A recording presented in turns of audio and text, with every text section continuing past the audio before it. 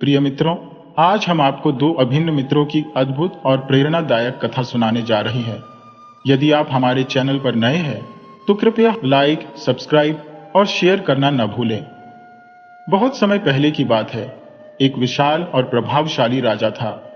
उसका राज्य चारों दिशाओं में विस्तृत था और उसकी प्रजा सुख शांति में जीवन व्यतीत कर रही थी। हर ओर समृद्धि का वातावरण था और किसी भी प्रकार की कमी नहीं थी। तभी राजमहल में एक शुभ समाचार आया। राजा के घर एक पुत्र का जन्म हुआ। राजा की प्रसन्नता अनंत हो गई और पूरे राज्य में उत्साह और आनंद की लहर दौड़ गई। सिर्फ राजा के घर में ही नहीं, बल्कि उसके वफादार मंत्री के घर भी उसी समय एक पुत्र का आगमन हुआ। इस दोहरी खुशी को मनाने के लिए नगर में भव्य आयोजन किए गए। धीरे धीरे दोनों बालक बड़े होने लगे। उनका पालन पोषण साथ हुआ और शिक्षा भी एक ही गुरुकुल में पूरी हुई। दोनों बालकों के बीच इतनी घनिष्ठता बढ़ी कि वे हर समय एक दूसरे के साथ रहते। समय के साथ वे दोनों युवा हो गए। एक दिन उन्होंने विचार किया कि क्यों न देश का भ्रमण किया जाए। चूंकि धन और साधनों की कोई कमी नहीं थी, उन्होंने राजा से अनुमति प्राप्त की और अपनी यात्रा पर निकल पड़े। भ्रमण करते करते वे एक घने जंगल में पहुंचे। रात गिरने लगी थी और आसपास कोई गांव या बस्ती नजर नहीं आ रही थी। उन्होंने निर्णय लिया कि जंगल में ही रात बितानी होगी। एक विशाल वृक्ष को देखकर उन्होंने सोचा कि यह रात्रि विश्राम के लिए उचित स्थान होगा। दोनों ने अपने घोड़ों को वृक्ष के नीचे बांधा और स्वयं उसकी ऊंची शाखाओं पर चढ़ गए। वहां उन्होंने रात गुजारने की योजना बनाई। जैसे जैसे रात का अंधकार गहराने लगा, जंगल की भयंकर खामोशी और जंगली जानवरों की आवाजों ने वातावरण को भयावह बना दिया। ऐसी विकट परिस्थितियों में उन्हें नींद नहीं आ पा रही थी, परंतु उन्होंने साहस बनाए रखा। आधी रात के सन्नाटे में उन दोनों मित्रों ने एक विचित्र और रहस्यमय दृश्य देखा, जिसने उनके हृदय में भय उत्पन्न कर दिया। जिस वृक्ष के पास वे विश्राम कर रहे थे, उसके पास ही एक शांत सा तालाब था। अचानक उस तालाब के मध्य जल में हलचल होने लगी। जैसे ही पानी में कंपन बढ़ा, वहां से सांप के फुफकारने जैसी तीव्र ध्वनि गूंजने लगी। कुछ ही क्षणों में तालाब के मध्य से एक विशाल नाग प्रकट हुआ। उसका फन ऊपर उठा हुआ था और उसके मस्तक पर एक अद्भुत मणि शोभायमान थी। उस मणि से ऐसा प्रकाश प्रस्फुटित हो रहा था जो पूरे वातावरण को प्रकाशित कर रहा था। नाग ने धीरे धीरे अपनी मणि को तालाब के पास एक मिट्टी के टीले पर रखा और भोजन की तलाश में फुफकारते हुए उसी वृक्ष के नीचे आ पहुंचा, जिस पर दोनों मित्र छिपे बैठे थे। उस विशाल नाग को अपनी ओर आता देख दोनों मित्र भयभीत हो उठे। उन्हें लगा कि नाग उन्हें डस लेगा और उनकी जीवन यात्रा यही समाप्त हो जाएगी। लेकिन कुछ समय बाद वह नाग दूसरी दिशा में चला गया। नाग के हटते ही मंत्री का पुत्र अपनी जिज्ञासा को नियंत्रित नहीं कर पाया। उसने वृक्ष से नीचे उतरने का साहस किया और उस मणि के समीप जा पहुंचा। बचपन से कहानियों में सुनने के बाद अब वह उस दिव्य मणि को अपनी आंखों के सामने देख रहा था। उसने तत्काल निर्णय लिया और मणि को सुरक्षित करने की योजना बनाई। मंत्री के पुत्र ने सुना था कि इस प्रकार की मणि का प्रकाश छिपाने का एकमात्र उपाय इसे गोबर या घोड़े की लीद से ढकना है। संयोग से पेड़ के नीचे बंधे घोड़ों की लीद वहां उपलब्ध थी। उसने शीघ्रता से मणि को लीद से ढका और फिर फुर्ती से वापस वृक्ष पर चढ़ गया। कुछ समय बाद नाग वापस लौटा। उसने अपनी मणि को वहां न पाकर क्रोधित होकर अपनी पूंछ और फन को बार बार जमीन पर पटकना शुरू कर दिया। अपने क्रोध और निराशा में उसने अपने प्राण वहीं त्याग दिए। नाग के मरते ही दोनों मित्र राहत की सांस ले सके। प्रभात की पहली किरण के साथ राजा और मंत्री के पुत्र वृक्ष से नीचे उतरे। मंत्री के पुत्र ने मणि को उठाया और उसे साफ करने के लिए तालाब की ओर गया। जैसे ही उसने मणि को जल में धोया, एक अद्वितीय चमक चारों ओर फैल गई।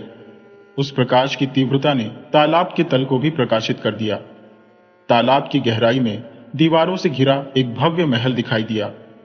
यह दृश्य देखकर मंत्री का पुत्र अपने मित्र राजा के पुत्र से बोला, आओ एक डुबकी लगाकर उस महल तक चलें। राजा का पुत्र अत्यधिक भयभीत हो गया और कांपती आवाज में बोला, अगर वहां कोई राक्षस या दानव हुआ तो वह हमें निगल जाएगा। लेकिन मंत्री का पुत्र, जो साहसी और निडर था, उसने आत्मविश्वास भरे स्वर में उत्तर दिया, चलो, जो भी होगा देखा जाएगा। दोनों ने साहस बटोरकर तालाब में डुबकी लगाई।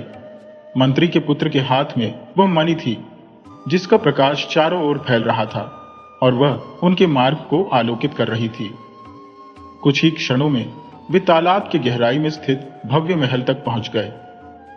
महल का मुख्य द्वार खुला हुआ था। उन्होंने भीतर प्रवेश किया, लेकिन वहां किसी भी इंसान का नामो निशान नहीं था। चारों ओर एक अद्वितीय बगीचा फैला हुआ था, जिसमें रंग बिरंगे फूल खिले हुए थे और फलों से लदे वृक्ष वातावरण को मोहक बना रहे थे। महल की दीवारें स्वर्ण की बनी हुई थी और उनमें बहुमूल्य हीरे जड़े हुए थे। महल के अंदर की हर वस्तु सोने की थी। ऐसा प्रतीत होता था मानो इस स्थान को इसके निवासी छोड़कर कहीं चले गए हो। घूमते घूमते दोनों मित्र एक भव्य कक्ष में पहुंचे। वहां उन्होंने देखा कि एक सोने के पलंग पर एक अत्यंत सुंदर युवती गहरी नींद में सो रही थी। उसकी त्वचा दूध सी सफेद और उम्र लगभग 16 वर्ष प्रतीत होती थी। उसकी अद्वितीय सुंदरता को देखकर वे विस्मित हो गए। कुछ समय बाद युवती ने अपनी आंखें मलते हुए उन्हें देखा और भयभीत होकर पूछा, तुम कौन हो और यहां कैसे आ गए? क्या तुम्हें नहीं पता कि यहां एक विशालकाय नाग रहता है? वह कभी भी आ सकता है और तुम्हें निगल जाएगा। मंत्री का पुत्र शांत स्वर में बोला, हमें यह झात है। लेकिन युवती को उनकी बातों पर विश्वास नहीं हुआ। तभी दोनों मित्रों ने एक साथ कहा, हमने उस सांप को देखा था और अब वह जीवित नहीं है। यह सुनकर युवती के चेहरे पर आश्चर्य और राहत का मिश्रित भाव उभरा। वह बिस्तर से उठकर बोली, यह कैसे संभव है? वह नाग जिसने मेरे माता पिता, भाई बहनों, सेवकों और सिपाहियों को निगल लिया, वह अब मर चुका है। मंत्री का पुत्र दृढ़ता से बोला, हां, वह नाग अब इस संसार में नहीं है। युवती इस समाचार से अत्यधिक प्रसन्न हुई और बार बार उन दोनों का धन्यवाद करने लगी।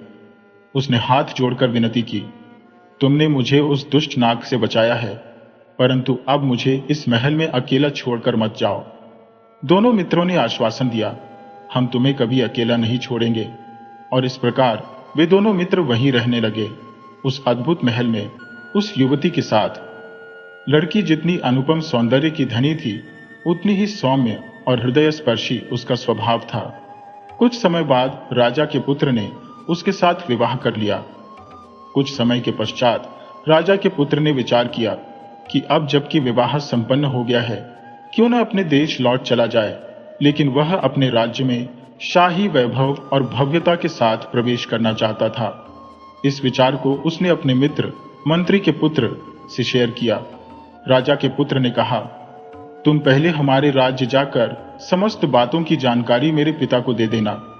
फिर हाथी, घोड़े, शाही सेना और पूजा अर्चना के साथ हमारे स्वागत की तैयारी करना। मेरी रानी और मैं राजसी ठाट बाट के साथ चलेंगे। मंत्री के पुत्र ने इसे सहर्ष स्वीकार कर लिया। तय योजना के अनुसार मंत्री का पुत्र तालाब से बाहर जाने की तैयारी में जुट गया। क्योंकि तालाब से बाहर जाने के लिए मणि की आवश्यकता थी, दोनों ने यह निर्णय लिया कि मणि लेकर वे बाहर जाएंगे। इसके पश्चात राजा का पुत्र अपनी पत्नी के साथ महल लौट आएगा और मंत्री का पुत्र अपने राज्य की ओर प्रस्थान करेगा। तय समयानुसार दोनों तालाब से बाहर निकल आए। बाहर पहुंचकर मंत्री के पुत्र ने विदा ली और कहा कि वह कुछ दिनों के भीतर निश्चित तिथि पर लौट आएगा। राजा के पुत्र ने सहमति जताई और मणि लेकर अपनी पत्नी के पास तालाब के भीतर स्थित महल में लौट आया। मंत्री का पुत्र अपने राज्य लौटने के लिए सीधा मार्ग छोड़कर दूसरे मार्ग से गया, जिससे उसे अधिक समय लग गया। अपने राज्य में पहुंचकर वह भव्य तैयारियों में व्यस्त हो गया, जिससे वापसी में विलंब हो गया। उधर निर्जन महल में राजा का पुत्र अत्यंत व्याकुल होकर अपने मित्र की प्रतीक्षा करने लगा। एक दिन जब राजा का पुत्र दोपहर के भोजन के पश्चात गहरी नींद में था, तो उसकी पत्नी की नजर मणि पर पड़ी। उसने सोचा, मैंने कभी तालाब के बाहर की दुनिया नहीं देखी, क्यों न एक बार बाहर जाकर देखा जाए। उसके मन में इस विचार ने स्थान बना लिया कि वह बाहर की दुनिया की झलक ले और राजा के पुत्र के जागने से पहले लौट आए। साहस बटोरकर उसने मणि उठाई और तालाब के मार्ग से बाहर आ गई। बाहर की दुनिया देखकर वह अत्यधिक प्रफुल्लित हुई। तालाब के घाट की सीढ़ियों पर बैठकर उसने स्नान किया, इधर उधर घूमी और फिर महल लौट आई। धीरे धीरे उसका साहस बढ़ने लगा। अब यह उसकी दिनचर्या बन गई। दोपहर में जब उसका पति भोजन के पश्चात सो जाता तो वह मणि लेकर तालाब से बाहर निकलती, कुछ समय बाहरी दुनिया में बिताती और फिर महल लौट आती। एक दिन वह युवती तालाब से बाहर आई और अपने नित्यक्रम की भांति इधर उधर घूमने लगी। जिस राज्य की सीमा में वह तालाब स्थित था, उसी दिन वहां का राजा अपने पुत्र के साथ शिकार के उद्देश्य से आया हुआ था। राजा और राजकुमार ने तालाब के समीप ही अपना शिविर स्थापित किया। दोपहर के समय जब राजा और उनके साथी भोजन आदि में व्यस्त थे, राजकुमार अकेले घूमते घूमते तालाब के किनारे आ पहुंचा। वहीं पास में एक वृद्धा सूखी लकड़ियां एकत्रित कर रही थी। वह अत्यंत निर्धन थी और लकड़ियां बेचकर ही अपने जीवन यापन का साधन जुटाती थी। उसी समय वह युवती मणि लेकर तालाब की सीढ़ियों पर बैठी हुई थी। अचानक उसकी दृष्टि राजकुमार और वृद्धा पर पड़ी। उन्हें देख वह घबराकर तुरंत तालाब में डुबकी लगाकर अपने जल महल में लौट गई। महल पहुंचकर उसने राहत की सांस ली, लेकिन उधर राजकुमार उसकी अद्वितीय सुंदरता पर विमोहित हो गया। ऐसी रूपवती कन्या उसने जीवन में पहले कभी नहीं देखी थी। उसकी मात्र एक झलक ने राजकुमार को स्तंभित कर दिया। जब वह युवती जल में समा गई तो राजकुमार मानो निर्जीव मूर्ति की भांति तालाब के किनारे खड़ा रह गया। उसके मन में केवल एक विचार बार बार कौंध रहा था, काश यह दिव्य सुंदरता मेरी पत्नी बन जाती। युवती के लौटने की प्रतीक्षा में वह वहीं ठिठका खड़ा रहा, लेकिन उसकी कामना पूरी नहीं हुई। धीरे धीरे राजकुमार की मनोदशा विक्षिप्त सी हो गई। वह बार बार बुदबुदाता, अभी तो यही थी, अब भी नहीं है, अभी तो यही थी। उसे वहां से राजमहल ले जाना अत्यंत कठिन हो गया। राजमहल पहुंचने के बाद भी उसकी अवस्था नहीं सुधरी। राजा ने अनेक वैद्यों और उपचारकों को बुलवाया, किंतु किसी ने भी राजकुमार को ठीक नहीं कर पाया। राजा ने अपने राज्य और अन्य दूरस्थ क्षेत्रों में घोषणा करवाई कि जो कोई भी राजकुमार का उपचार करेगा, उसकी पुत्री से राजकुमार का विवाह कर दिया जाएगा और उसे आधा राज्य उपहार स्वरूप प्रदान किया जाएगा। फिर भी कोई भी उपचारक या ज्ञानी इस समस्या का समाधान करने के लिए आगे नहीं आया। राजकुमार की हालत दिन प्रतिदिन बिगड़ती जा रही थी और राजा अपनी संतान के भविष्य तथा राज्य के उत्तराधिकारी को लेकर अत्यंत चिंतित रहने लगा। राजा गहरे निराशा में डूब गए थे कि उनके पुत्र का इलाज कोई नहीं कर सकता। एक दिन एक वृद्धा राज दरबार में आई और कहा, महाराज, मैं आपके राजकुमार को ठीक कर सकती हूं। राजा ने विस्मय से पूछा, तुम? जब राज्य के जाने माने वैद्य असफल रहे तो तुम कैसे यह दावा कर सकती हो? क्या तुम्हें उसके पागलपन का कारण पता है? वृद्धा बोली, हाँ महाराज, मैं जानती हूं कि आपके पुत्र की यह दशा क्यों हुई, लेकिन मैं अभी आपको नहीं बताऊंगी। पहले उसे ठीक कर दूंगी, फिर कारण प्रकट करूंगी। राजा ने चिंता भरे स्वर में कहा, तो बताओ, इसमें कितना समय लगेगा? वृद्धा ने उत्तर दिया, महाराज, यह अभी तय नहीं कर सकती, पर यदि आपका सहयोग मिला तो राजकुमार शीघ्र ही स्वस्थ हो जाएगा। राजा ने पूछा, मेरा सहयोग किस प्रकार चाहिए? वृद्धा ने कहा, जिस तालाब के पास आपके पुत्र की यह अवस्था हुई, वहां मेरे लिए एक झोपड़ी बनवा दीजिए। झोपड़ी से 100 कदम की दूरी पर आपके सैनिक छिपकर तैनात रहेंगे और मेरे आदेश का पालन करेंगे। राजा ने उसकी शर्त मान ली और तुरंत तालाब के समीप एक झोपड़ी का निर्माण करवा दिया।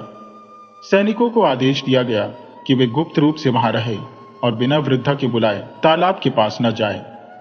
वृद्धा ने राजा से कहा, महाराज, एक बात और, आपने वचन दिया है कि जो आपके पुत्र को ठीक करेगा उससे राजकुमार का विवाह होगा, पर मेरी कोई बेटी नहीं है। राजा ने कहा, तो फिर क्या चाहते हो? वृद्धा ने उत्तर दिया, मेरे पुत्र का नाम भोला है, वह आपकी बेटी से विवाह करेगा।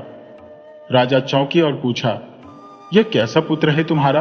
वृद्धा ने उत्तर दिया, भोला पागल है, वह कभी कभी घर से भाग जाता है, सिर्फ एक लंगोटी पहनता है और शरीर पर कीचड़ मल लेता है। जब घर लौटता है तो दरवाजे पर खड़ी होकर उछल कूद करता है। उसकी बातें कोई नहीं समझ पाता, लेकिन मैं, उसकी मां, उसे समझती हो। राजा ने वृद्धा की शर्त मान ली। तालाब के पास झोपड़ी बन गई और सैनिक 100 कदम दूर तैनात कर दिए गए। अनुचरों को सख्त निर्देश दिए गए कि बिना वृद्धा के बुलावे के तालाब के पास कोई न जाए। वृद्धा ने तालाब पर ध्यान रखना शुरू कर दिया।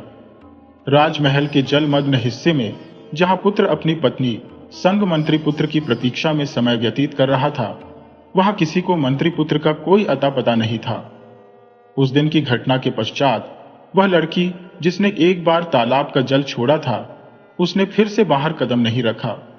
भाग्य के विचित्र खेल को कौन समझ सकता है। दोपहर के भोजन पश्चात जब राजकुमार गहरी निद्रा में डूबा हुआ था, वह लड़की मणि को अपने हाथ में थामे तालाब की सीमा पार कर बाहर निकली।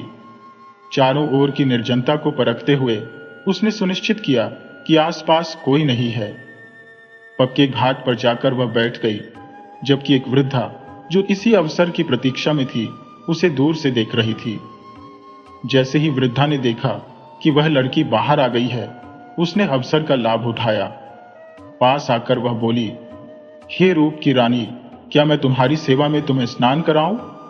लड़की ने मन ही मन सोचा, यह तो एक साधारण वृद्धा है, इससे क्या भय करना, और अनुमति दे दी।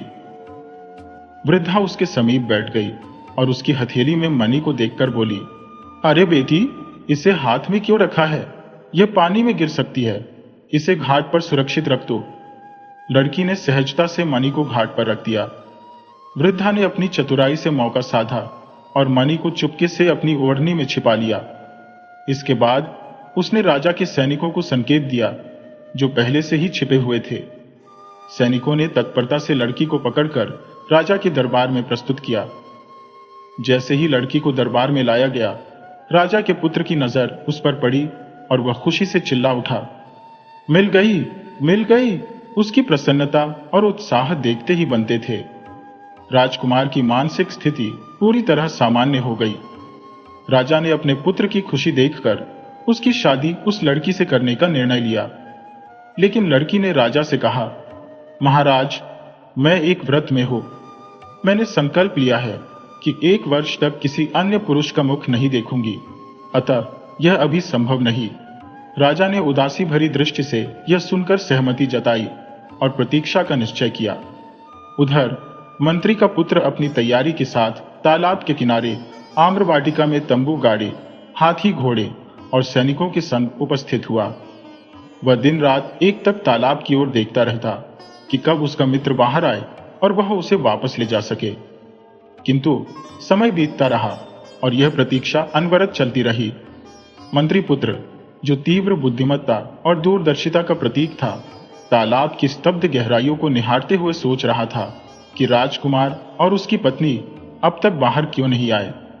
उसकी छठी इंद्रिय उसे संकेत दे रही थी कि अवश्य ही किसी अप्रत्याशित घटना ने उन्हें रोक रखा है। किंतु वह जानता था कि पालपुरी तक पहुंचने के लिए सांप की मणि अपरिहार्य है।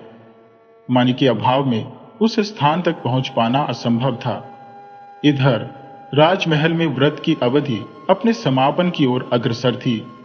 1 वर्ष का समय पूर्ण होने को था और राजा ने अपने पुत्र के विवाह की तैयारियां प्रारंभ कर दी थी। नगर की सड़कों को दीपमालाओं और पुष्पों से सुसज्जित किया जा रहा था। हलवाइयों ने भांति भांति के व्यंजनों की तैयारी आरंभ कर दी थी। दरबार में मंगल गान गूंजने लगे और राजमहल की शहनाइयों की गूंज ने वातावरण को अलौकिक बना दिया। इस हर्षोल्लास के स्वर जब मंत्री पुत्र के कानों तक पहुंचे तो उसने तत्काल एक राहगीर से पूछा, भाई, यह उल्लास कैसा है? शहनाइयों की यह गूंज किस अवसर पर है? राहगीर ने उत्तर दिया, राजकुमार का विवाह एक अद्वितीय जल कन्या से होने जा रहा है, उसी की तैयारियां चल रही है। मंत्री पुत्र इस वार्ता से सब कुछ समझ गया। उसने तय किया कि पहले वह नगर जाकर समस्त रहस्योद्घाटन करेगा। नगर पहुंचने पर उसने एक ब्राह्मण के घर में शरण ली। ब्राह्मण ने उसका हार्दिक स्वागत किया, उसे भरपेट भोजन कराया और विश्राम हेतु एक कक्ष प्रदान किया। विश्राम के पश्चात मंत्री पुत्र ने ब्राह्मण से पूछा, हे ब्राह्मण देवता, कृपया बताएं, इस नगर में इतनी भव्य तैयारियां क्यों हो रही हैं? ब्राह्मण ने प्रत्युत्तर में कहा, लगता है तुम इस नगर में नवीन हो। हमारे निकटवर्ती जंगल में एक तालाब है जहां से एक विलक्षण जल कन्या को पकड़ा गया है। अब राज्य के राजकुमार का विवाह कल उसी कन्या के साथ संपन्न होगा। इसी कारण नगर में यह अभूतपूर्व उल्लास है। ब्राह्मण की बातों को ध्यानपूर्वक सुनते हुए मंत्री पुत्र ने अधिक जानकारी जुटाने का प्रयास किया। उसने पूछा, इस जल कन्या को पकड़ने की कथा क्या है और राजा ने उस बुढ़िया को क्या वचन दिया था जिसने राजकुमार को ठीक किया? ब्राह्मण ने उसे विस्तार से बताया कि कैसे राजा शिकार करते हुए जंगल पहुंचा था और राजकुमार की मानसिक स्थिति बिगड़ गई थी। फिर एक वृद्धा ने जल कन्या को पकड़कर राजकुमार को स्वस्थ कर दिया। किंतु ब्राह्मण ने यह भी बताया कि वृद्धा का बेटा भोला अचानक लापता हो गया था और राजा का वचन अब तक पूर्ण नहीं हुआ। मंत्री पुत्र ने इस सारी जानकारी को आत्मसात किया और मन ही मन अगले कदम की योजना बनाने लगा। बुढ़िया ने कहा कि जब उसका बेटा आएगा तभी वह देखेगी कि वह कैसा है। मंत्री पुत्र ने उत्सुकता पूर्वक पूछा, बुढ़िया का बेटा कैसा दिखता है? इस पर ब्राह्मण ने उत्तर दिया, उसकी कद काठी बिल्कुल तुम्हारे समान है, परंतु वह केवल एक लंगोटी धारण करता है। उसका संपूर्ण शरीर राख से ढका रहता है और वह हाथ में पेड़ की एक डाल लेकर अपनी मां के घर के सामने उछल उछल कर नाचता है। वह निरंतर कहता रहता है, यह नहीं होगा, यह नहीं होगा, क्योंकि वह पागल है। यह सुनकर मंत्री पुत्र ने मन ही मन एक युक्ति गढ़ी। उसने ब्राह्मण से विदा ली और नगर के बाहर चला गया। थोड़ी देर बाद वह बुढ़िया के पागल बेटे का भेष धारण कर नगर में लौट आया। उसने अपने तन पर राख मल ली, लंगोटी पहन ली और हाथ में पेड़ की एक डाल लेकर बुढ़िया के घर के सामने नाचने लगा। उसकी हरकतें और शब्द बिल्कुल असली भोला की तरह थे। उसकी आवाज सुनकर बुढ़िया की खुशी का ठिकाना न रहा। उसने उसे पहचानने में भूल कर दी और उसे अपना ही बेटा समझ लिया। उसने प्रसन्न होकर कहा, बेटा, भगवान ने मेरी सुन ली, अब मुझे छोड़कर मत जाना। मैंने तेरे लिए बहुत कुछ सोचा है। मंत्री पुत्र जो नकली भोला बनकर आया था, केवल नहीं होगा, नहीं होगा कहता रहा ताकि उसका भेद न खुल सके। बुढ़िया ने उसे समझाते हुए कहा, तू मेरे साथ रह, मैं तेरा विवाह राजा की बेटी से करवाऊंगी। मंत्री पुत्र ने भोला का अभिनय करते हुए विवाह के लिए सहमति दे दी। इसके बाद बुढ़िया ने बताया कि उसने तालाब से एक अत्यंत सुंदर जल कन्या को पकड़ कर रखा है। उसने मंत्री पुत्र से पूछा, तू सांप की मणि देखेगा? मंत्री पुत्र ने भोलेपन से कहा, देखूंगा देखूंगा। नाचते नाचते उसने यह बात दोहराई ताकि बुढ़िया को कोई संदेह न हो। बुढ़िया ने अपनी कमर के कपड़े में छिपाकर रखी हुई मणि निकाली और उसे दिखाया। जैसे ही मणि बाहर आई, मंत्री पुत्र ने उसे अपनी चतुराई से झपटकर अपनी अंटी में छुपा लिया। बुढ़िया अपने बेटे की शादी के ख्वाबों में इतनी मग्न थी कि उसे इसका आभास ही नहीं हुआ। वह खुशी खुशी अपने तथाकथित बेटे को लेकर राजमहल पहुंच गई, यह सोचते हुए कि अब उसका सपना साकार होने वाला है। जिस कमरे में राजकन्या थी उसी में बुढ़िया ने अपने बेटे को बैठा दिया। सांझ ढलने पर उसने उसे घर लौटने के लिए कहा, लेकिन वह टस से मस नहीं हुआ। बार बार वह यही दोहराने लगा, यही रहूंगा, यही रहूंगा। बुढ़िया ने बहुत प्रयास किया, परंतु वह टस से मस नहीं हुआ।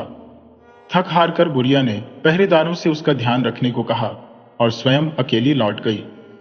रात्रि में जब पूरा महल गहरी निद्रा में डूबा था, मंत्री पुत्र जो भेष बदलकर आया था चुपके से राजकन्या के पास पहुंचा। उसने अपना असली परिचय दिया।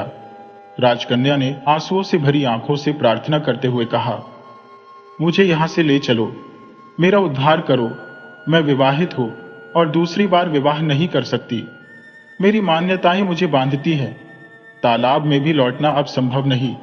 मंत्री पुत्र ने उसे आश्वस्त किया, चिंता मत करो, मैं तुम्हें यहां से अवश्य मुक्त करूंगा। इस भेष में आने का कारण भी यही है। आज रात ही हमें यहां से निकलना होगा। राजकन्या ने उत्तर दिया, तुम्हारे जैसा रक्षक मेरे लिए और कौन हो सकता है। इसके बाद मंत्री पुत्र ने नकली भोला का अभिनय शुरू कर दिया। वह बार बार खिड़की के बाहर आता और उछल कूद मचाने लगता। पहरेदार पहले तो सतर्क हुए, लेकिन फिर आपस में कहने लगे, ये तो पागल है, इसे छोड़ दो, ये पूरी रात यही करेगा। वे लापरवाह होकर सो गए। मंत्री पुत्र ने इस अवसर का लाभ उठाया।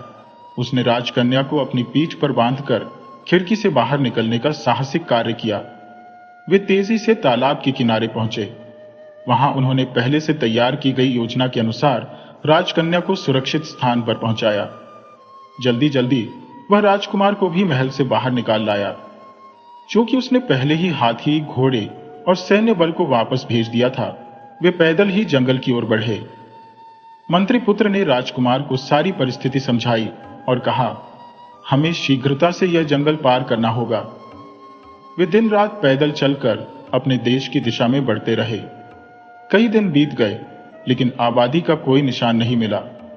भूख और थकान से जूझते हुए उन्होंने अपने धैर्य और साहस को नहीं छोड़ा। एक घने जंगल के बीच एक विशाल वट वृक्ष की छाया में तीनों ने रात बिताने का निर्णय लिया। जंगल इतना विस्तृत और निर्जन था कि मीलों तक कोई बस्ती या गांव का नामो निशान नहीं था। यात्रा की थकान से राजकुमार और उसकी पत्नी राजकुमारी दोनों शीघ्र ही गहरी निद्रा में लीन हो गए। मंत्री पुत्र पहरेदारी के लिए जागता रहा। रात्रि के सन्नाटे में उसकी दृष्टि पेड़ की ऊंची शाखाओं पर बसे एक घोंसले पर पड़ी। वहां एक चिरहा और चिड़िया बैठे आपस में बातचीत कर रहे थे। मंत्री पुत्र ने ध्यान लगाकर उनकी वार्ता सुनी। चिड़िया ने कहा, मंत्री पुत्र ने बड़ी चतुराई से राजकुमार और उसकी पत्नी को संकट से बाहर निकाल तो लिया, लेकिन क्या वे सुरक्षित अपने देश पहुंच पाएंगे? चिड़ा बोला, मैं देख रहा हूं कि उनकी राह में अनेक भयंकर विपत्तियां खड़ी हैं। पहली मुसीबत तब आएगी जब राजा अपने पुत्र को लेने के लिए हाथी भेजेगा। जैसे ही राजकुमार हाथी की पीठ पर चढ़ेगा, वह नीचे गिरकर अपनी जान गंवा देगा। चिड़िया ने पूछा, यदि कोई राजकुमार को हाथी पर चढ़ने से रोक दे तो क्या वह बच जाएगा? चिड़हा उत्तर दिया, हाँ, तब वह इस खतरे से बच जाएगा, परंतु दुर्भाग्य उसका पीछा नहीं छोड़ेगा। दूसरी विपत्ति राजमहल के सिंहद्वार पर उसकी प्रतीक्षा कर रही है। जैसे ही वह द्वार से प्रवेश करेगा, द्वार टूटकर गिर पड़ेगा और उसकी मृत्यु हो जाएगी। चिड़िया ने फिर सवाल किया, यदि कोई पहले से ही सिंहद्वार को गिरा दे तो क्या राजकुमार बच सकेगा? चिड़ा बोला, हाँ, तब वह इस खतरे से भी बच जाएगा, लेकिन उसकी अंतिम विपत्ति भोज के समय आएगी। राजा अपने पुत्र और पुत्रवधू की वापसी के उपलक्ष्य में भव्य भोज का आयोजन करेगा। राजकुमार की थाली में मछली का सिर परोसा जाएगा। जैसे ही वह उसे खाएगा, मछली का सिर उसके गले में अटक जाएगा और उसका अंत हो जाएगा। चिड़िया ने पूछा, और यदि मछली का सिर पहले ही थाली से हटा दिया जाए तो? चिड़ा बोला, तब वह बच जाएगा, परंतु अंतिम रात जब राजकुमार सोने जाएगा तो एक विषैला सर्प उसके पास आएगा और उसे डस लेगा।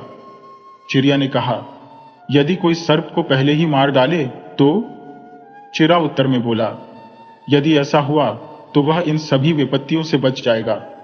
मंत्री पुत्र इन सभी बातों को ध्यानपूर्वक सुनता रहा। इसी बीच चिड़िया ने कहा, लेकिन एक बात ध्यान रखना, यदि कोई इन बातों को सुनकर राजकुमार को बता देगा तो वह स्वयं पत्थर की मूर्ति में परिवर्तित हो जाएगा। यह सुनकर मंत्री पुत्र चिंतन में डूब गया। उसने ठान लिया कि चाहे जो भी हो, वह राजकुमार को इन सभी संकटों से बचाएगा, भले ही उसे स्वयं को दांव पर क्यों न लगाना पड़े। चिड़िया ने बड़ी गंभीरता से कहा, जब वह पत्थर की मूर्ति में परिवर्तित हो जाएगा तब उसका पुनः जीवन कैसे संभव होगा? इस पर चिड़ी ने उत्तर दिया, यदि राजकुमार अपनी पहली संतान का बलिदान कर उसके रक्त को मूर्ति पर अर्पित करेगा, तभी वह पुनः जीवित होगा। सूर्य की पहली किरणों के साथ जब सुबह हुई तो मंत्री के पुत्र ने पूरी रात की यह अनसुनी वार्ता सुन ली थी। यद्यपि उसने सारी बातें ध्यानपूर्वक सुनी, परंतु उसने राजकुमार को कुछ भी नहीं बताया। यात्रा आगे बढ़ाई गई। रास्ते में यह सूचना मिली कि राजा ने अपने पुत्र और पुत्रवधू के स्वागत के लिए हाथी, घोड़े और पालकी भेजी है। मंत्री के पुत्र ने तुरंत निर्णय लिया और कहा, राजकुमार, आप हाथी पर न बैठे, हाथी पर मैं चढ़ूंगा। आप घोड़े की सवारी करें और राजकुमारी को पालकी में बैठा दें। राजकुमार ने यह सुनकर क्रोध को संयमित कर लिया। वह मन ही मन सोचने लगा, इसी मंत्री पुत्र की सहायता से ही मैं अपनी पत्नी सहित लौट रहा हूं। इसे हाथी पर बैठने दो, मैं घोड़े पर ही सही। जब वे नगर के समीप पहुंचे तो नगर का मुख्य द्वार फूलों और रत्नों से सुसज्जित था, लेकिन मंत्री के पुत्र ने हाथी से छलांग लगाकर तत्काल द्वार को ध्वस्त कर दिया। राजकुमार के भीतर क्रोध की लहर उमड़ी, पर उसने कुछ नहीं कहा। नगर का दूसरा द्वार खोला गया और जैसे ही वे प्रवेश कर पाए, वह द्वार भी टूटकर गिर गया, लेकिन इसके बावजूद किसी ने कोई टिप्पणी नहीं की। राजमहल में भव्य भोज का आयोजन किया गया। राजकुमार की थाली में मछली का सिर परोसा गया। तभी मंत्री पुत्र ने फुर्ती से वह मछली का सिर उठाकर अपने मुंह में डाल लिया। यह देखकर राजकुमार को असहजता हुई। वह सोचने लगा कि मंत्री पुत्र ऐसा विचित्र व्यवहार क्यों कर रहा है। फिर भी उसने चुप्पी साधे रखी। भोजन समाप्त होने के बाद मंत्री पुत्र ने राजकुमार से विदा मांगी। उसने कहा, मुझे अब आज्ञा दीजिए ताकि मैं अपने घर लौट सकूं। राजकुमार उसके व्यवहार से आहत था, लेकिन उसने उसे जाने की अनुमति दे दी। हालांकि मंत्री पुत्र घर नहीं गया। वह चुपचाप राजकुमार के कक्ष में जाकर पलंग के नीचे छुप गया। आधी रात के समय जब राजकुमार और राजकुमारी गहरी नींद में थे, तभी उसने देखा कि एक विशाल विषधर फन फैलाए कक्ष में प्रवेश कर रहा है। जैसे ही सर्प ने राजकुमार को डसने की कोशिश की, मंत्री पुत्र ने तलवार से उसे टुकड़े टुकड़े कर दिया। उसने सर्प के अवशेषों को एक पात्र में छुपा दिया। बर्तन के अचानक गिरने की तेज आवाज सुनकर राजकुमार की पत्नी हड़बड़ाकर उठ बैठी। उसकी दृष्टि जैसे ही सहन कक्ष में छिपे मंत्री के पुत्र पर पड़ी, वह भयभीत होकर चिल्लाने लगी। यह शोर सुनते ही राजकुमार भी जाग गया। उसने पलंग के पास रखी तलवार उठाई और मंत्री के पुत्र पर प्रहार करने के लिए तैयार हो गया। मंत्री पुत्र तुरंत हाथ जोड़कर बोला, मित्र, मेरा विश्वास करो, मैं तुम्हें कोई हानि पहुंचाने नहीं आया, बल्कि तुम्हारी रक्षा के लिए यहां था। लेकिन क्रोध से आगा बबूला राजकुमार उसकी बातों को सुनने को तैयार नहीं था। उसने दहाड़ते हुए कहा, झूठे बहाने मत बनाओ। मैं पतालपुरी से लौटने के बाद से ही तुम्हारे व्यवहार में बदलाव देख रहा हूं। तुम मुझसे ईर्ष्या करते हो और छल से भरे हुए हो। राजकुमार की तीखी बातों ने माहौल को और अधिक तनावपूर्ण बना दिया, जबकि मंत्री का पुत्र शांत बना रहा। वह बोला, मित्र, यदि तुम मेरी बातों पर ध्यान दोगे तो समझोगे कि मैंने यह सब तुम्हारी भलाई के लिए किया है, अन्यथा मेरे पास कोई विकल्प नहीं था। राजकुमार चिल्लाया, सच क्यों नहीं बताते? किसने तुम्हारा मुंह बंद कर रखा है? कौन है जो तुम्हें रोक रहा है? मंत्री पुत्र ने गहरी सांस ली और बोला, मेरा भाग्य मित्र, यदि मैंने तुम्हें सच्चाई बता दी तो मैं पत्थर की मूर्ति बन जाऊंगा। लेकिन यदि तुम मुझे बचाना चाहते हो तो तुम्हें अपनी पहली संतान की बलि देकर उसके रक्त से मुझे अभिषेक करना होगा, तभी मैं पुनः जीवन पा सकूंगा। राजकुमार का क्रोध और बढ़ गया। वह गरजते हुए बोला, तुम ये मनगढ़ंत कहानियां क्यों सुना रहे हो? मुझे बेवकूफ समझते हो? तुम्हारी छल कपट में मैं फंसने वाला नहीं हूं। अब मैं तुम्हारी कोई बात नहीं मानूंगा। मंत्री पुत्र का चेहरा दुख से भर गया। उसने अंततः सारी बातें राजकुमार के सामने प्रकट करने का निर्णय लिया। उसने कहा, जब हम जंगल में थे और तुम विश्राम कर रहे थे, मैंने चिरहा और चिड़िया की वार्ता सुनी थी। उन्होंने जो रहस्य बताया वह मैंने तुमसे छिपाया ताकि तुम्हें कष्ट ना हो। जैसे ही मंत्री पुत्र ने यह सत्य राजकुमार को बताया, उसके शरीर का हर अंग धीरे धीरे सफेद होने लगा। आखिरी शब्द कहते ही वह पूरी तरह से एक संगमरमर की मूर्ति में परिवर्तित हो गया। राजकुमार की आंखों से पश्चाताप की आंसू बहने लगे। उसने अपने मित्र की निस्वार्थता को महसूस किया और खुद को कोसते हुए कहा, मुझे अपने मित्र पर विश्वास करना चाहिए था। उसने अपनी मित्रता निभाई, लेकिन मैं कितना स्वार्थी निकला। अब राजकुमार ने ठान लिया कि वह अपने मित्र को पुनः जीवन दिलाने के लिए किसी भी हद तक जाएगा। उसके भीतर एक नए सिरे से अपने मित्र के प्रति गर्व और समर्पण का भाव जाग उठा। कुछ समय बीतने के उपरांत राजकुमार की पत्नी ने एक अद्वितीय रूप सौंदर्य वाले पुत्र को जन्म दिया। उस नवजात को देखकर माता पिता के हृदय में अपार आनंद का संचार हुआ, किंतु कक्ष के एक कोने में खड़ी मंत्री के पुत्र की श्वेत पत्थर की मूर्ति को देखकर उनका हृदय विदीर्ण हो उठता। वह असहायता और मित्र के प्रति अपराध बोध की पीड़ा से भर उठते। राजकुमार और उनकी पत्नी अपने पुत्र को अपार स्नेह और ममता से देखती, किंतु यह विचार कि उसी पुत्र का बलिदान उनके मित्र के जीवन का एकमात्र मार्ग है, उनके मन को मथता रहता। पुत्र के रक्त से मित्र को पुनर्जीवन देने का निश्चय राजकुमार ने दृढ़ता से कर लिया, लेकिन उसकी पत्नी अपने हृदय के अंश को खोने का साहस नहीं जुटा पा रही थी। वह कहती, मैं अपने लाल के जीवन को इस प्रकार नष्ट होते हुए नहीं देख सकती। पुत्र जो इतना हृष्ट पुष्ट और सौम्य था कि उसकी मुस्कान मात्र से थकी हुई मां की सारी क्लांति क्षण भर में विलीन हो जाती, मां के लिए जीवन का स्रोत था। राजकुमार ने अपनी पत्नी को समझाते हुए कहा, हम अपने मित्र के महान त्याग को कैसे भूल सकते हैं? उसने हमारे लिए अपने जीवन का बलिदान दिया। क्या हम अपने पुत्र का जीवन देकर उसकी यह उदारता नहीं चुका सकते? आखिरकार कलेजे पर पत्थर रखकर राजकुमारी अपने पुत्र का बलिदान देने के लिए राजी हो गई। मां ने अपने बालक को गले से लगाकर अंतिम बार उसकी मासूमियत को महसूस किया। फिर राजकुमार ने भारी मन और कंपाते हाथों से तलवार उठाई और पुत्र का जीवन समाप्त कर दिया। पुत्र का रक्त मूर्ति पर अर्पित किया गया। जैसे ही रक्त मूर्ति को स्पर्श करता है, मंत्री का पुत्र पत्थर से जीवित मनुष्य में परिवर्तित हो गया। उसने अपने जीवन के लौटने पर आभारी होते हुए चारों ओर देखा, लेकिन जैसे ही उसकी दृष्टि कटी हुई बालक की देह पर पड़ी, वह चीत्कार कर उठा। उसके हृदय को मानो घाव सा लगा।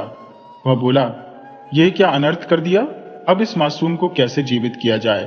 तभी उसे स्मरण हुआ कि राजकुमार की माता देवी काली की सिद्ध भक्त थी। वह तुरंत उस कटी देह को लेकर देवी के चरणों में जा पहुंचा। देवी काली की कृपा से वह बालक पुनः जीवित हो गया। राजकुमार, उसकी पत्नी और मंत्री का पुत्र यह चमत्कार देखकर काली माता की जय जयकार करने लगे। मां काली की पूजा अर्चना करते हुए उनका हृदय कृतज्ञता से भर गया। पुत्र के जीवित होने पर राजकुमारी का हर्षोन्माद शब्दों से परे था। अब मंत्री का पुत्र और राजकुमार परिवार सहित सुख शांति से रहने लगे। राजकुमार ने राजा का पद संभाल लिया और अपने मित्र को अपनी सेना का प्रधान सेनापति नियुक्त किया। दोनों मित्रों ने अपनी मित्रता का अनोखा अध्याय रचते हुए अपने राज्य को सुख समृद्धि से परिपूर्ण किया।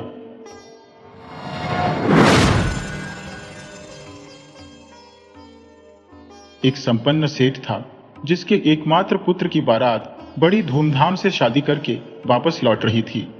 वापसी के समय वे एक घने जंगल में विश्राम के लिए रुके।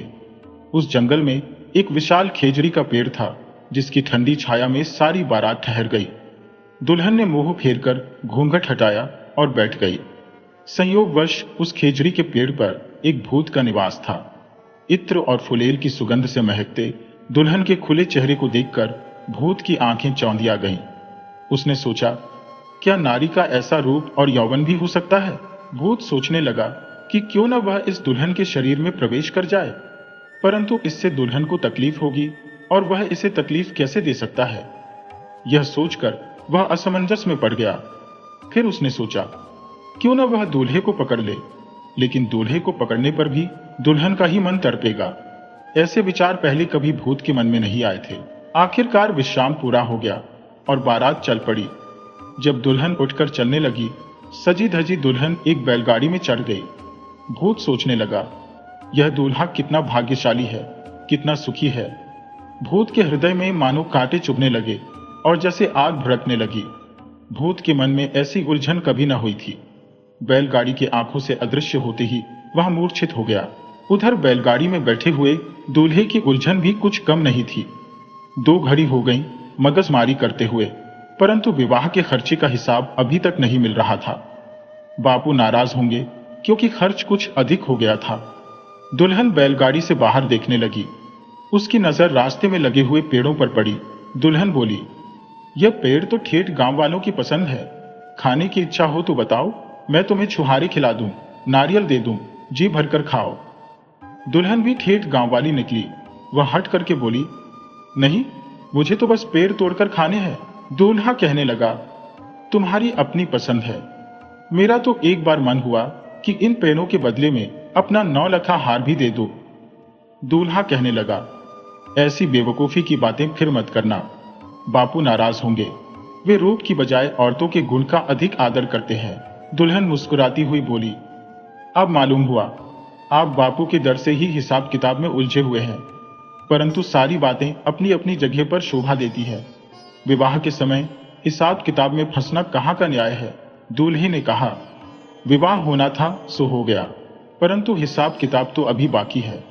विवाह के खर्च का सारा हिसाब किताब संभाल कर ठीक तीज के दिन मुझे व्यापार के लिए प्रदेश जाना है। ऐसा शुभ मुहूर्त फिर 7 बरस तक नहीं आएगा। परंतु गवार दुल्हन को यह शुभ मुहूर्त की बात सुनकर रत्ती भर भी खुशी नहीं हुई। पति प्रदेश चला जाएगा, यह बात सुनते ही उसके मन का स्वाद बिगड़ गया, जैसे कोई दिल को दबाकर खून निचोड़ रहा था। यह कैसी अनहोनी बात सुनी, उसे विश्वास ही नहीं हुआ। फिर पूछा, क्या कहा आपने? व्यापार की खातिर प्रदेश जाएंगे? दूल्हा गर्व भरे स्वर में बोला, इसमें क्या शक है, तुम खुद अपनी आंखों से देख लेना, हीरे मोतियों के ढेर लगे हैं, परंतु दौलत दिन दूनी रात चौगुनी नहीं बढ़ती रहे तभी अच्छा है।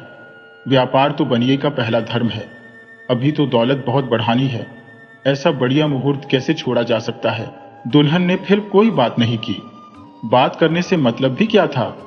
एक एक करके सारे पेड़ों का जिक्र करते हुए दुल्हन सोचने लगी कि इस पति के भरोसे पर वह माँ बाप का आंगन छोड़कर आई है।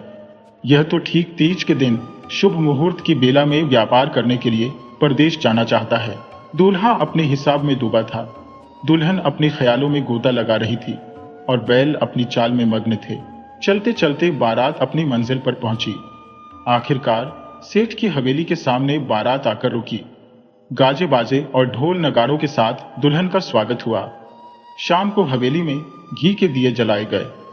रात्रि के दूसरे पहर में दूल्हा हवेली में आया और आते ही दुल्हन को नसीहत देने लगा कि घर की इज्जत का पूरा ध्यान रखे, सास ससुर की सेवा करे।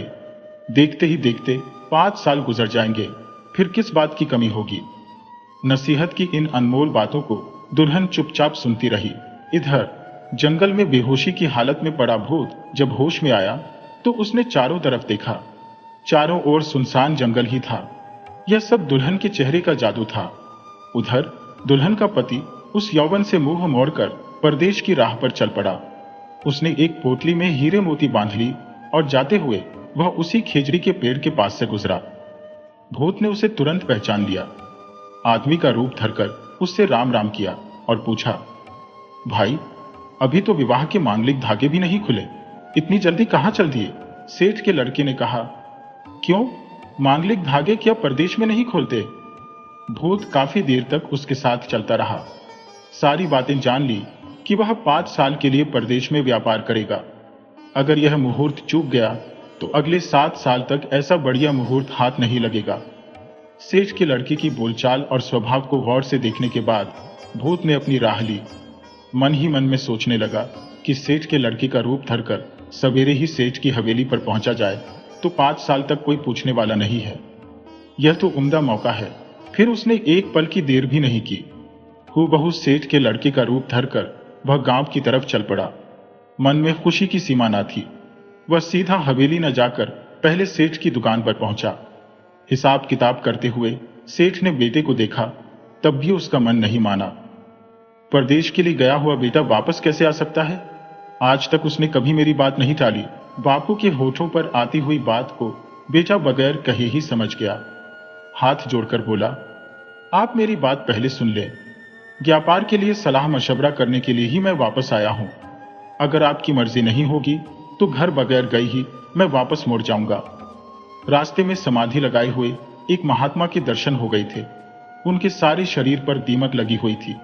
मैंने सफाई की, दीमक हटाई, कुएं से पानी निकालकर उन्हें नहलाया, पानी पिलाया, खाना खिलाया।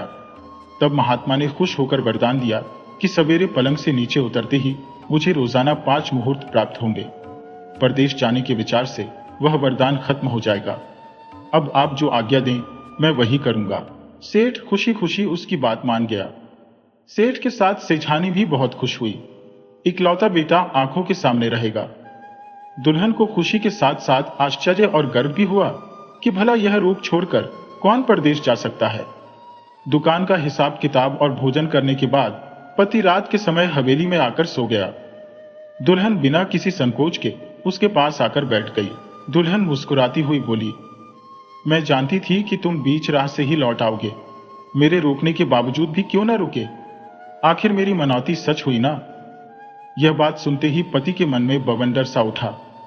इस पवित्र दूध में कीचड़ कैसे मिलाए? इसको छल से बढ़कर कोई पाप नहीं होगा। यह तो मुझे असली पति मानकर खुश हो रही है।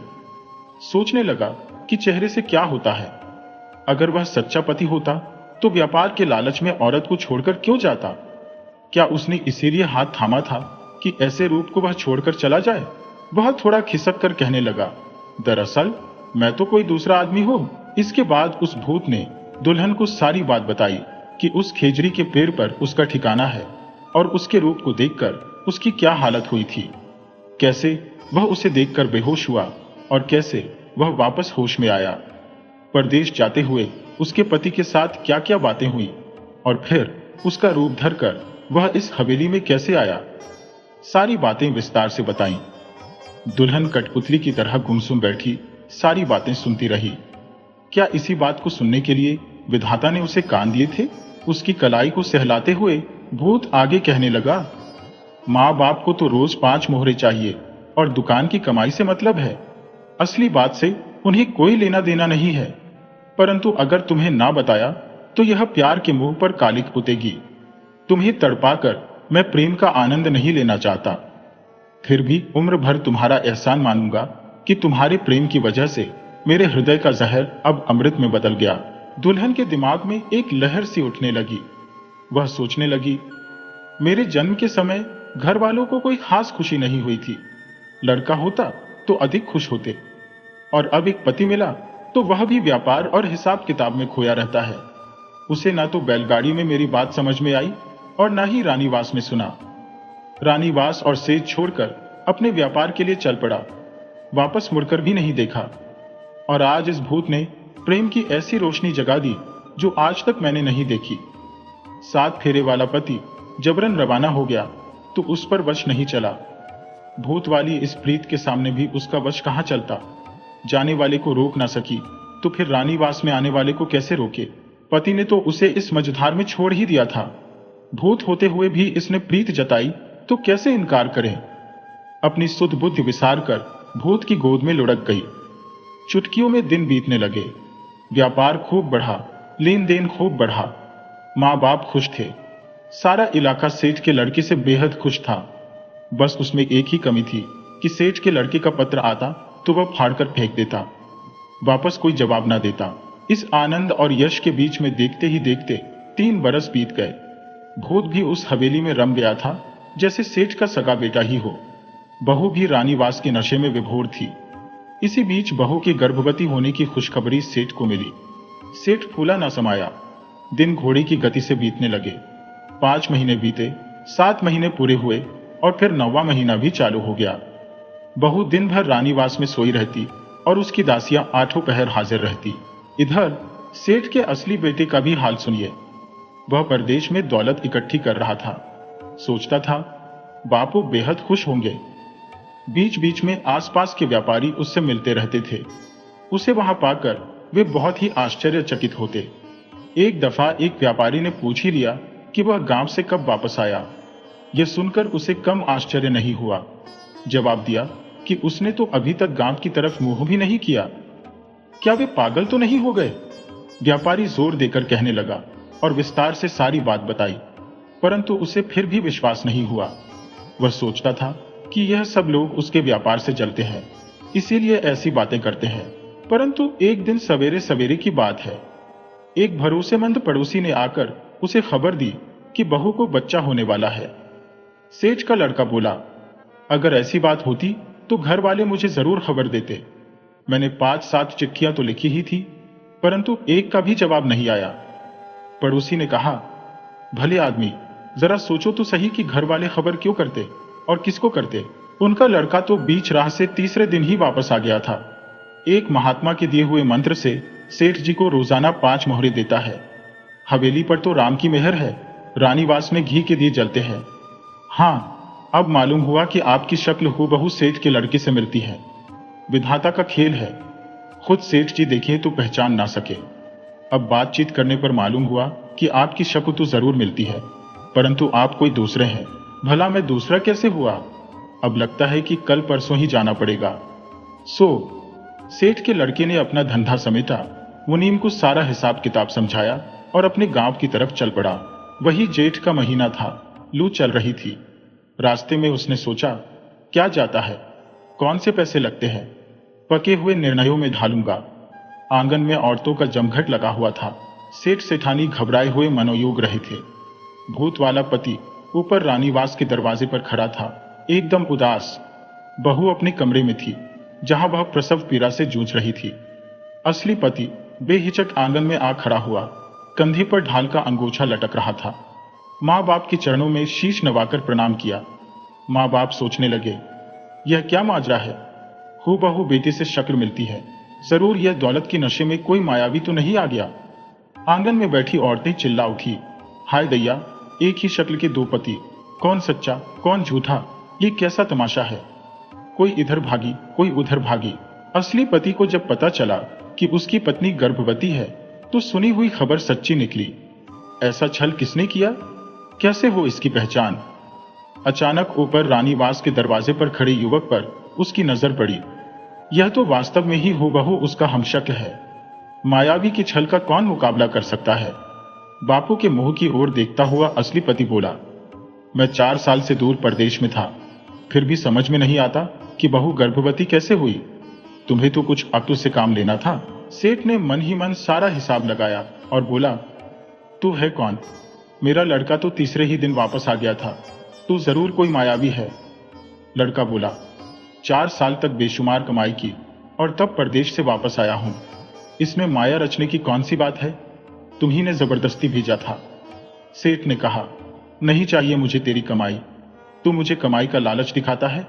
जिस राह आया है उसी राह सीधे सीधे चलता बन, वरना तेरी खैर नहीं है। बापू का तो दिमाग फिर गया लगता है। उसने मां के मुंह की ओर देखकर कहा, मां, क्या तू भी अपनी कोख के बेटे को नहीं पहचानती? मां इस सवाल का क्या जवाब देती? उसकी जुबान मानो तालू से चिपक गई हो। मां ने कुछ जवाब नहीं दिया तो बेटा भी असमंजस में पड़ गया। अचानक उसे ढाल वाली बात याद आ गई। कांपते हाथों से तुरंत अंगोछा खोला और बापू से कहने लगा, बहू को उस दिन के ढालहों की बात पूछो, वह सारा किस्सा बता देगी। सेठ को गुस्सा आया, बोला, पागल कहीं का, यह समय ढालहों की बात पूछने का है? बहू मौत से जूझ रही है और तुझे ढाल की पड़ी है? भार में जाए, तेरे ढालूंगा, हाथों से तोड़कर ढालूंगा। हो जाए यहां से, वरना इतने जूते पड़ेंगे कि गिनने वाला भी कोई नहीं मिलेगा। बेटे ने कहा, बाप के जूतों की अब कोई परवाह नहीं, परंतु सचमुच मैंने उस दिन बैलगाड़ी में यही बात कही थी। हवेली से भागी हुई औरतों के जरिए यह बात हवा की तरह घर घर में फैल गई। देखते ही देखते सेठ की हवेली के सामने मेला सा लग गया। उधर बहू अपने कमरे में प्रसव पीड़ा से बेहाल हो रही थी। चारों तरफ खूब तमाशा होने लगा। अपनी हवेली के चारों ओर यह जमघट देखा तो सेठ की एड़ी से लेकर छोटी तक आग लग गई। कहने लगा, मेरे घर की बात है, मैं आप ही निपटा लूंगा। बस्ती वालों, तुम क्यों टांग अड़ा रहे हो? मैं कहता हूं कि बाद में आने वाला आदमी कोई कपटी है। मैं अपने नौकरों से धक्का देकर उसे निकलवा दूंगा। बेटा चिल्लाया, बापू, तुम यह क्या पागलपन करते हो? सूरज को तवा और तवे को सूरज बता रहे हो।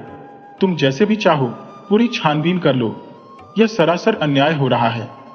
बस्ती वालों की भीड़ भी अब ढाल वाले पति का साथ देने लगी। उधर बहू के कमरे का दरवाजा खुला तो दाई ने आकर खबर दी कि बहू को लड़की हुई है। मौत की विकट घड़ी अब टल गई है।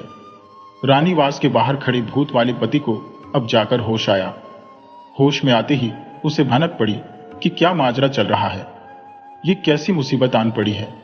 दूसरी तरफ बस्ती वालों की भीड़ अब ढालूंगा, सेठ जी, अब दूध का दूध और पानी का पानी होना चाहिए। यह आदमी बड़बड़ कर कहता है कि बहू से ढाल वाली बात पूछो, तो इसमें हर्ज ही क्या है। कुछ औरतें बहू के कमरे में गईं और उससे ढालूंगा हुई बाहर आईं। उन्होंने कहा, ऐसी बातों में औरतें सच नहीं बोलती, हमें तो दूध में कुछ काला लगता है। आखिरकार फैसला यह हुआ कि दोनों को राजा के पास ले जाया जाए और राजा ही इस बात का न्याय करेंगे। भीड़ उन्हें साथ ले जाने को तैयार हुई। रानी निवास के बाहर खड़े पति ने कहा, मुझे एक दफा बहू के कमरे में जाने दो। माँ बेटी की खैरियत कैसी है जरा पूछ तो लूं। पर लोग नहीं माने, कहने लगे, फैसला होने के बाद सारी उम्र खैरियत पूछते रहना, इतनी जल्दी क्या है। दोनों पति बंधे हुए साथ साथ चल रहे थे। सेठ भी जूतियां फटकारते हुए उनके साथ जा रहा था। वह भूत तो महाबली था। न्याय करने वाले पंचों की गर्दन एक साथ मरोड़ सकता था, कई कर्तव्य दिखा सकता था, किसी के शरीर में घुसकर उसका सत्यानाश कर सकता था। परंतु 4 साल तक प्रेम की जिंदगी जीकर उसका मानस ही बदल गया था। भीड़ का बवंडर राजा के पास न्याय की खातिर तेजी से आगे बढ़ रहा था कि बीच राह में ही उन्हें भेड़े चराता हुआ एक गडरिया मिल गया। कहने लगा, इतने सारे लोग इकट्ठे होकर कहां जा रहे हैं। 2-3 बार समझाने पर उसे ठीक से समझ में आया कि आखिर माजरा क्या है। वह कहने लगा, इस अदने से काम की खातिर बेचारे राजा को क्यों तकलीफ देते हो। इस झमेले को तो मैं ही निपटा सकता हूं। लोगों ने सोचा कि अभी राज दरबार तो काफी दूर है, अगर इस गवार की अकल से ही काम निकल जाए तो क्या हर्ज है, वरना आगे तो जाना ही है। वे लोग मान गए। तब गडरिया ने बारी बारी से दोनों के चेहरे को देखा, बिल्कुल एक ही शक्ल, बाल जितना भी फर्क नहीं था। दोनों की रस्सियां खोलते हुए वह कहने लगा, भले आदमियों, इन्हें इस तरह बांधने की क्या जरूरत थी। इस भीड़ से बचकर यह कहां जाते। फिर मुखिया की तरफ देखकर पूछा, ये गूंगे बहरे तो नहीं है। मुखिया ने कहा, नहीं, ये तो बिल्कुल गूंगे बहरे नहीं है, बेधड़क बोलते हैं। रस्सी को समेटते हुए गडरिया कहने लगा, समझ गया, बोलना जानते हैं, पर साथ ही साथ झूठ बोलना भी सीख गए हैं। पर कोई बात नहीं, सच को बाहर निकालना तो मेरे बाएं हाथ का खेल है। गले में लाठी घुसेरकर हाथों में फंसा हुआ सच भी मैं बाहर निकाल लेता हूं। देर किस बात की है, बोलो, किसके गले में यह डंडा घुसेरे। जो पहले मुंह खोलेगा वह सच्चा होगा। वह भूतों के छलबल में तो उस्ताद था, पर इंसानों के कपट की उसे लेश मात्र भी जानकारी नहीं थी। इंसान की जुबान से निकली हुई हर बात को वह सही मानता था। सोचने लगा, उसके गले में यह डंडा क्या बिगाड़ सकता है। ऐसे 7 डंडे भी घुसेर दो तो मेरा बाल भी बांका नहीं हो सकता। वह तुरंत मुंह फाड़ ही नजर आया और सेठ के लड़के ने होठ भी नहीं खोले। मुंह फाड़ने वाले पति की पीठ ठोकते हुए गडरिया बोला, वाह रे पट्टे, तुझ जैसे सत्यवादी आदमी को इन मूर्खों ने इतना परेशान किया। मन ही मन में गडरिया समझ गया था कि जो आदमी इतनी बड़ी लाठी अपने मुंह में रखने को तैयार हो, वह कोई साधारण आदमी नहीं हो सकता। अगले ही पल गडरिया बोला, अभी थोड़ी गुंजाइश बाकी है, मेरी एक और परीक्षा है। गडरिया की भेड़ें काफी दूर दूर अलग अलग चल रही थी और उनकी तरफ इशारा करते हुए गडरिया ने कहा, मैं 7 तालियां बजाऊं, तब तक इन सारी भेड़ों को घेर कर इस पेड़ के नीचे ले आओ। जो इकट्ठा कर दे वही सच्चा।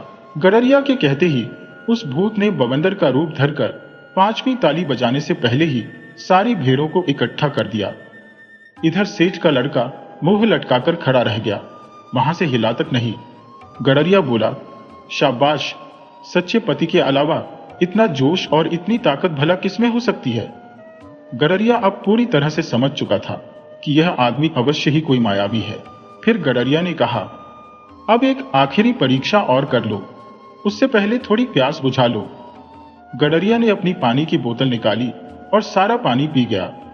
फिर पेट पर हाथ फेरते हुए कहने लगा, 7 चुटकियों के साथ जो इस बोतल के अंदर घुस जाएगा वही असली पति होगा और रानीवास का मालिक होगा। असली भूत को बोतल के अंदर घुसने में कुछ भी वक्त नहीं लगा। यह कर्तव्य तो वह जन्मों से जानता था।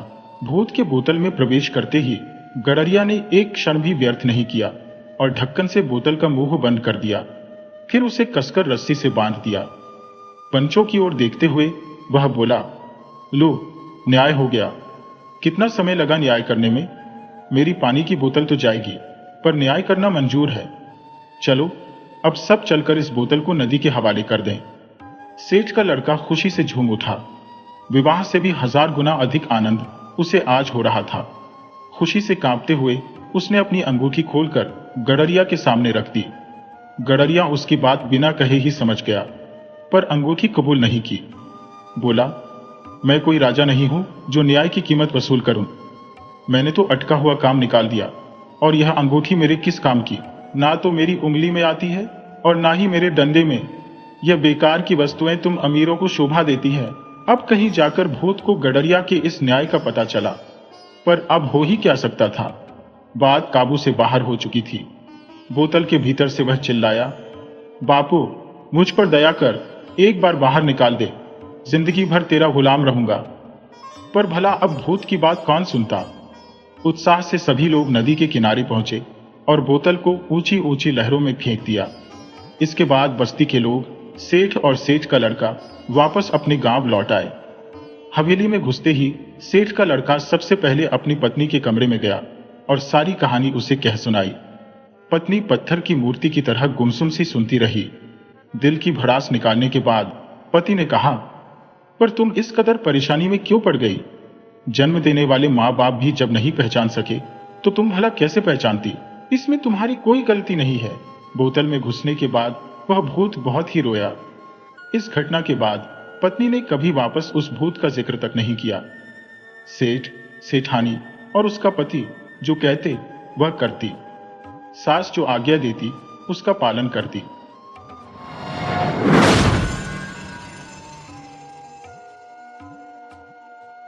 चांदपुर नामक ग्राम में एक व्यापारी लाला चंद्रनाथ अपने परिवार के संग रहता था, जिसमें उसका युवा पुत्र इंद्रनाथ और बहू सुमित्रा सम्मिलित थे। चंद्रनाथ का एक परम मित्र महेंद्र भी था।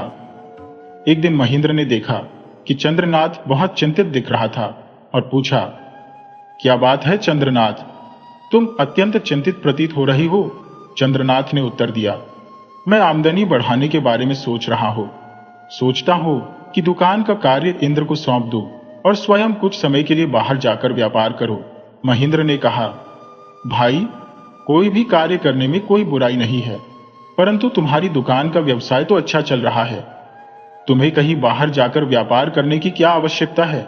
चंद्रनाथ ने उत्तर दिया, महेंद्र, तुम नहीं समझोगे। आमदनी जितनी अधिक हो उतना ही अच्छा है। ठीक है, जब भी व्यापार के लिए निकलने का विचार हो मुझे भी याद कर लेना। मुझे भी अपने घर में कोई कार्य नहीं है, मैं भी तुम्हारे साथ घूम लूंगा। लाला चंद्रनाथ को न केवल पैसों की भूख अधिक थी, बल्कि वह अपने दोस्तों पर भी फिजूल खर्च करने से बचता था। इसीलिए उसने कहा, तुम भी चलोगे, परंतु मार्ग में खर्च करने के लिए तुम्हारे पास पैसे हैं। महेंद्र ने कहा, इसकी चिंता मत करो, मेरे पास पर्याप्त धन है कि मैं आराम से 1-2 महीने तुम्हारे साथ घूम सकता हूं। तब चंद्रनाथ ने उत्तर दिया, ठीक है। और फिर एक दिन दोनों मित्र अपने परिवारों से विदा लेकर यात्रा पर निकल पड़े। मार्ग में महेंद्र ने कहा, खाने पीने के लिए मैंने अपने पास सामान रख लिया है, तुम्हारे पास तो है ना।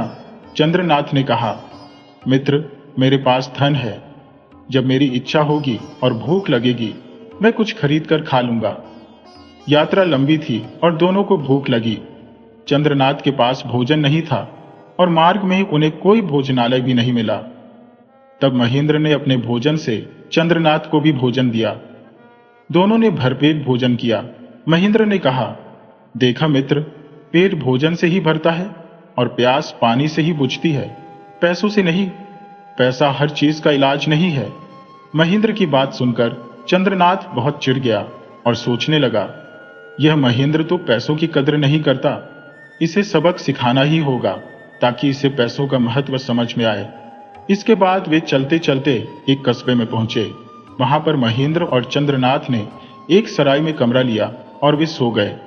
लगभग आधी रात को लाला चंद्रनाथ की आंख खुली और उसने देखा कि महेंद्र गहरी नींद में सो रहा था। चंद्रनाथ सोचने लगा कि यह अच्छा मौका है, अगर मैं महेंद्र का सारा पैसा गायब कर दूं तो उसे पैसे का महत्व समझाने में आसानी होगी। यह सोचकर चंद्रनाथ ने महेंद्र की गठरी से उसका सारा माल और धन चुरा लिया। सुबह हुई तो दोनों मित्र उठे। महेंद्र को सपने में भी यह आशंका नहीं थी कि उसका दोस्त चंद्रनाथ भी उसका धन चुरा सकता है, इसलिए उसने अपना सामान तक नहीं देखा और दोनों चल पड़े। लाला चंद्रनाथ ने कहा, यहां से हम धवलपुरी गांव चलेंगे, किंतु हमारा रास्ता बड़ा ही दुर्गम है, तो हमें घोड़ों पर बैठकर तय करना होगा। वे दोनों चलते चलते एक घुड़साल में पहुंचे, जहां वे घोड़े किराए पर ले सकते थे। चंद्रनाथ और महेंद्र ने अपने अपने लिए घोड़े पसंद किए और फिर घुड़साल के मालिक के पास घोड़ों का किराया देने पहुंचे। लाला चंद्रनाथ ने तो अपने घोड़े का किराया दे दिया, परंतु जब महेंद्र ने अपनी गठरी खोली तो वह सन्न रह गया। ओह नहीं, मेरा सारा धन गायब है। अच्छी तरह से देख लो महेंद्र, धन तो तुम्हारी ही गठरी में होना चाहिए, ऐसे अचानक भला कैसे गायब हो सकता है? मैंने बहुत ही अच्छी तरह से देखा है मित्र, मेरा धन गायब हो चुका है। फिर तुम घोड़े किराए पर कैसे लोगे मित्र? ऐसा करो, थोड़ा सा धन तुम मुझे उधार दे दो। महेंद्र की बात सुनकर चंद्रनाथ जोर जोर से हंसने लगा और कहने लगा, क्यों मजाक करते हो मित्र? जानते नहीं, उधार प्रेम की कैंची होता है। तुम्हें उधार देकर मैं तुम जैसे दोस्त को खोना नहीं चाहता, तब तो फिर मुझे अपना सफर यहीं पर खत्म करना पड़ेगा। ठीक कहते हो तुम, भला बिना पैसे के सफर कैसे हो सकता है? आखिर पैसा सबसे बड़ी चीज है, पैसा हर चीज का इलाज है। पैसे के बिना आप कुछ भी नहीं कर सकते। अब तो तुम मान ही गए ना मित्र? रसाल का मालिक उनकी बातें सुन रहा था। अचानक वह आया और बोल पड़ा, नहीं नहीं, पैसा कोई बड़ी चीज नहीं है। पैसा तो हाथ का मैल है जो आता जाता रहता है। बड़ी चीज है इंसानियत। आप घोड़ा ले जाइए महेंद्र जी, पैसे फिर कभी आते रहेंगे। इस प्रकार घुड़साल के मालिक तोताराम ने महेंद्र को बिना किराए के ही घोड़ा दे दिया। तब महेंद्र ने कहा, देख लिया चंद्रनाथ, पैसा सबसे बड़ी चीज नहीं होता, पैसे से बड़ी चीज है इंसानियत। पैसा हर चीज का इलाज नहीं है। चंद्रनाथ एक बार फिर से मन ही मन सोचने लगा। उफ, ये फिर से मुझे उपदेश देने लगा। 3-4 घंटों के बेहद उबड़ खाबड़ रास्तों से चलकर वे दोनों धवलगिरी गांव में पहुंचे, जहां चारों ओर सुगंध का साम्राज्य था। चंद्रनाथ ने कहा, यह जगह वास्तव में सुगंधों का प्रदेश है। यहां पर घर घर में इत्र बनाने का काम पूरे जोर शोर से किया जाता है, और यहां पर आने का मेरा उद्देश्य भी यही है कि इत्र का व्यापार करके ढेर सारा धन कमाऊं।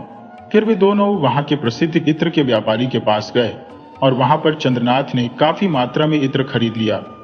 इसके बाद चंद्रनाथ ने कहा, चलो कहीं चलकर कुछ खा पी लिया जाए।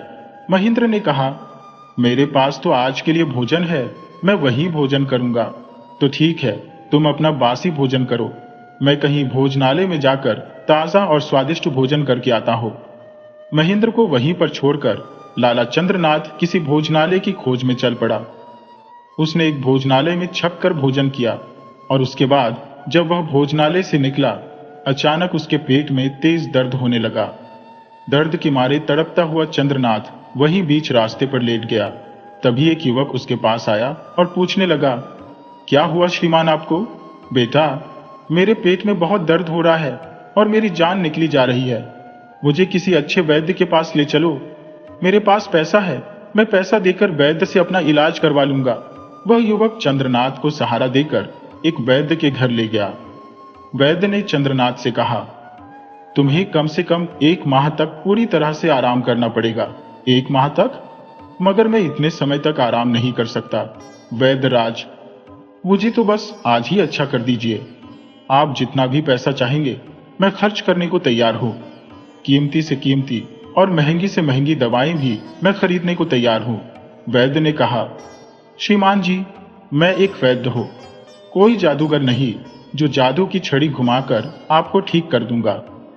आप बीमार हैं और आपको पूरी तरह से स्वस्थ होने के लिए 1 माह तक पूर्ण आराम करना ही पड़ेगा। किंतु वैद्य जी, यदि मैं आराम के चक्कर में पड़ गया तो मेरा लाखों का नुकसान हो जाएगा। क्या यह आराम की जरूरत 1 हफ्ते के लिए टल नहीं सकती? क्योंकि मैं व्यापार के लिए ढेर सारा इत्र खरीद चुका हूं।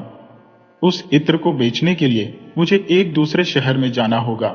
चंद्रनाथ अपने नुकसान की बड़ा चढ़ाकर दुहाई देते हुए वैद्यराज को समझाने लगा, बस 1 हफ्ते, सिर्फ 1 हफ्ते, मैं ठीक ठाक रहूं, कुछ ऐसी दवाएं दे दीजिए। 1 हफ्ते के बाद मैं 1 माह तो क्या, 10 माह तक भी आराम कर लूंगा। ठीक है श्रीमान, मैं तुम्हें दवाएं दे रहा हूं, वैद्य ने कहा। किंतु एक बात का ध्यान रखना, अकेले यात्रा मत करना। कोई ना कोई सेवक या मित्र अवश्य तुम्हारे साथ रहे, क्योंकि यदि तुम्हारा स्वास्थ्य मार्ग में कहीं बिगड़ गया तो तुम्हारा पैसा तुम्हारे किसी काम नहीं आएगा। तब कोई स्वामी भक्त सेवक या मित्र ही तुम्हारी जान बचा सकता है। और फिर वैद्यराज ने वक्ती तौर पर आराम पहुंचाने वाली 1 हफ्ते की दवाई देकर चंद्रनाथ को विदा कर दिया। वैद्यराज के वहां से निकलकर चंद्रनाथ सीधे उसी स्थान पर पहुंचा जहां उसने महेंद्र को छोड़ा था। महेंद्र के पास पैसे खत्म हो चुके थे, इसलिए वह वापस जाने की तैयारी कर रहा था। लाला चंद्रनाथ ने कहा, नहीं नहीं मित्र, तुम वापस मत जाओ। हम दोनों साथ साथ यात्रा पर निकले थे और साथ साथ ही लौटेंगे। मैं तुम्हारे साथ हूं। तुम्हें धन की जब भी आवश्यकता होगी मुझसे ले लेना, महेंद्र ने कहा। परंतु तुम तो कहते थे कि उधार प्रेम की कैंची होता है। अरे, वह सब तो मजाक की बात थी महेंद्र, लाला चंद्रनाथ ने हंसते हुए कहा। जैसे तैसे लाला चंद्रनाथ ने अपने मित्र महेंद्र को अपने साथ रहने के लिए मना लिया और फिर वे दोनों एक बैलगाड़ी पर बैठकर आगे की यात्रा करने लगे। वे दोनों कोटायम नामक एक शहर में पहुंचे। अपनी यात्रा के दौरान उन्हें एक बार फिर से एक सराय में ठहरना पड़ा, जहां पर लाला चंद्रनाथ की तबीयत एक बार फिर से बिगड़ने लगी। उसे साफ नजर आया कि वह अब ज्यादा भागदौड़ नहीं कर सकता। इसीलिए उसने महेंद्र से कहा, महेंद्र मेरे दोस्त, मेरी तबीयत खराब हो रही है, दिल बैठा जा रहा है। अब मुझे यहीं पर छोड़कर तुम्हें सामान बेचने जाना होगा। महेंद्र ने कहा, किंतु मैं तो इस व्यापार के बारे में कुछ नहीं जानता चंद्रनाथ, वह सब मैं तुम्हें समझा दूंगा। चंद्रनाथ ने समझाया, मैं तुम्हें व्यापारियों के पते भी दूंगा और अपने लाभ में तुम्हें 10% का भाग भी दूंगा। फिर चंद्रनाथ ने भली भांति समझाकर महेंद्र को इत्र के व्यापारियों से मिलने के लिए भेज दिया और खुद सराय में रहकर आराम करने लगा। महेंद्र ने चंद्रनाथ के बताए हुए पतों पर संपर्क करके अच्छे मुनाफे पर वह सारा इत्र बेच दिया और फिर वापस सराय में लौट आया। वापस आकर महेंद्र ने देखा कि उसके दोस्त की तबीयत और भी ज्यादा खराब हो चुकी थी। तब चंद्रनाथ ने कहा, महेंद्र मेरे दोस्त, मुझे लगता है कि अब मैं ज्यादा दिनों तक जीवित नहीं रहूंगा, इसलिए तुम्हें मेरा एक काम करना होगा। मैं 4 महीनों के खर्च के लिए पैसा अपने पास रख लेता हूँ। बाकी पैसा तुम अपने कस्बे चांदपुर में ले जाओ और मेरे बेटे इंद्रनाथ को सौंप देना। उससे यह भी कह देना कि अगर मैं 4 महीने बाद जीवित लौट आया तो इस व्यापार का सारा धन उससे ले लूंगा, इसलिए धन में से एक खोड़ी भी खर्च न करें। महेंद्र ने कहा, यह सब तो ठीक है, किंतु तुम्हें इस हालत में छोड़कर मैं नहीं जा सकता। जिद मत करो महेंद्र, चंद्रनाथ ने उत्तर दिया। मैं यहां मरने के लिए नहीं, बल्कि अपनी बीमारी से लड़कर स्वयं को अच्छा करने के लिए रुक रहा हूं।